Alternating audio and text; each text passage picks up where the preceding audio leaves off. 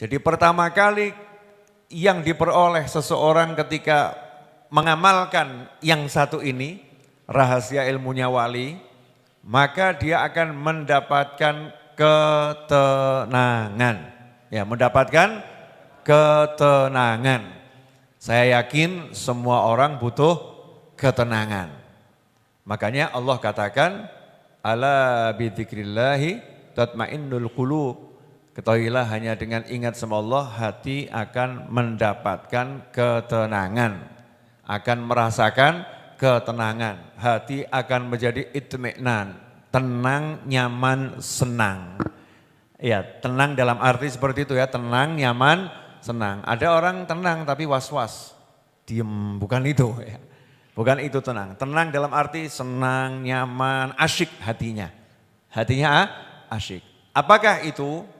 Rahasianya adalah kaitkan hatimu kepada Allah Tuhanmu, maka Allah akan bereskan semua urusanmu. Kaitkan hatimu pada Allah Tuhanmu, maka Allah akan bereskan semua urusanmu. Ini rahasianya di situ. Ya, sekarang penjelasannya. Dalam menjalani kehidupan, manusia itu terbiasa menjalankan hukum sebab akibat. Jika maka. Ya, sebab akibat. Jika maka. Jika makan maka lapar hilang. Jika minum maka haus sirna. Kalau pengen kenyang maka kamu harus makan.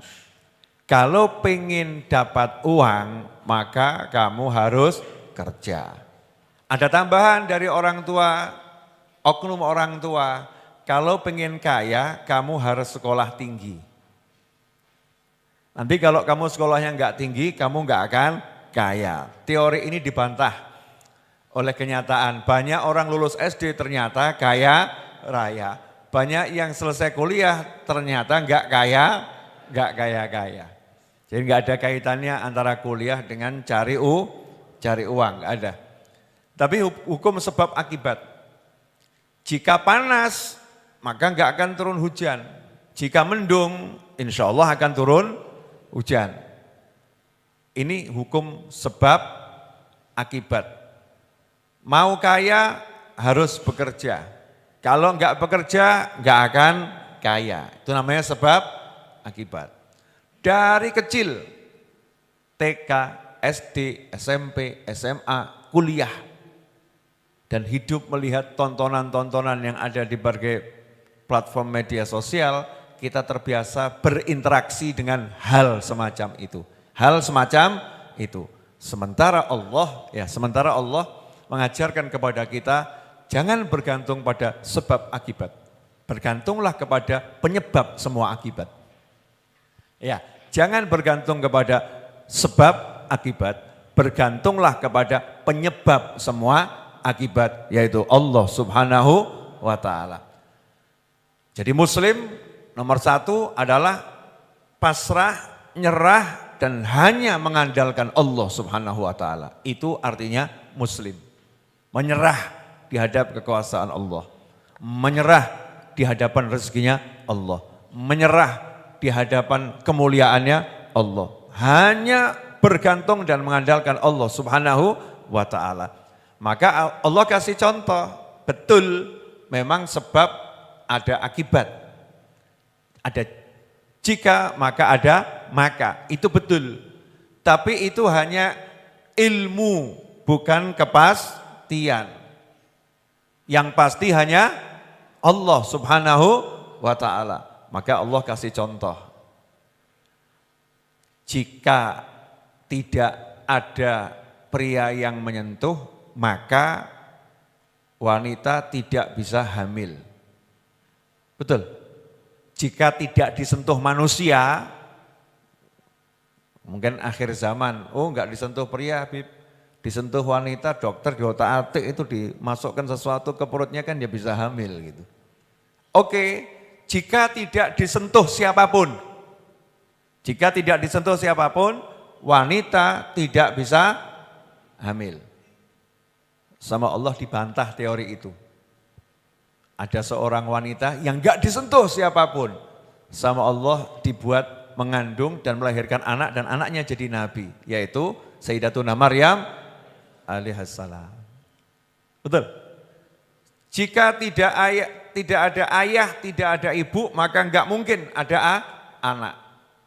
Teori itu dibantah sama Allah Subhanahu wa ta'ala. Nabi Adam alaihissalam ya, diciptakan tanpa ayah dan ibu. Jika tidak ada ibu, maka enggak bisa lahir anak.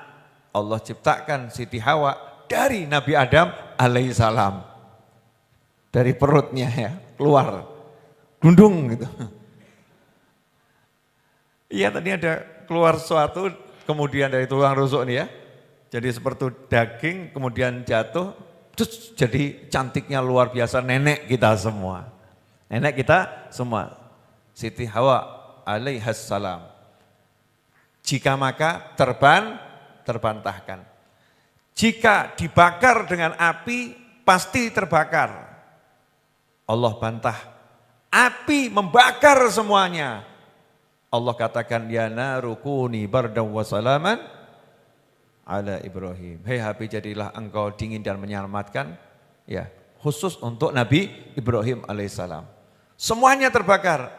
Kayunya terbakar, Nabi Ibrahim di ruangan ber-AC, nyaman, suhunya pas, nggak buat masuk angin, nikmat. Jika maka terbantahkan. Gagal tuh teori jika maka. Jika mati nggak bisa hidup lagi. Betul, jika mati nggak bisa hidup lagi. Teori itu Allah bantah. Allah hidupkan yang mati lewat Nabi Isa alaihissalam, lewat Nabi Musa alaihissalam dengan izin Allah Subhanahu wa ta'ala. Jika maka terbantahkan.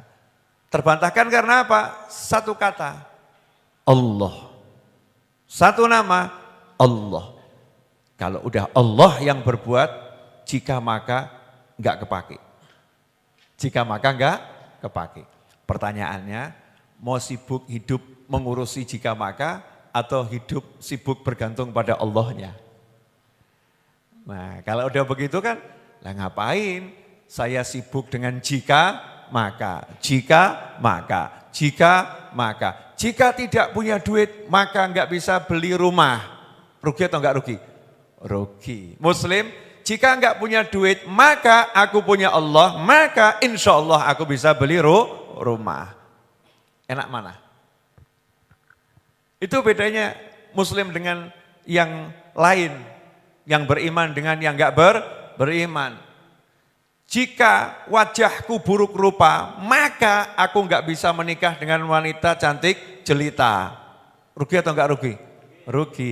Jika wajahku buruk rupa, maka dengan izin Allah Ta'ala, aku bisa menikah dengan wanita yang paling cantik sekalipun. Dibuktikan sama film Beauty and the Beast.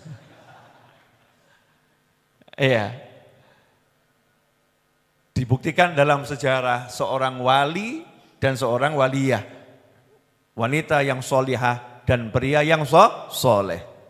Suaminya sangat buruk rupa, istrinya sangat cantik jelita. Jika maka.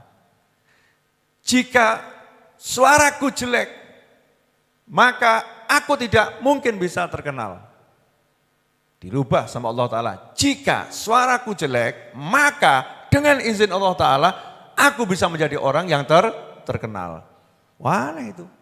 Itu di TikTok ada yang suaranya enggak jelas tambah laku tuh ya. Viewernya banyak itu ya.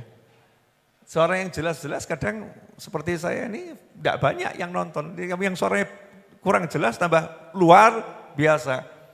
Karena Allah kalau udah mau berbuat, jika maka itu hilang. Makanya ilmunya para wali adalah sibukkan menggantungkan harapan kepada Allah, bukan sibuk menggantungkan harapan kepada sarana. Clear?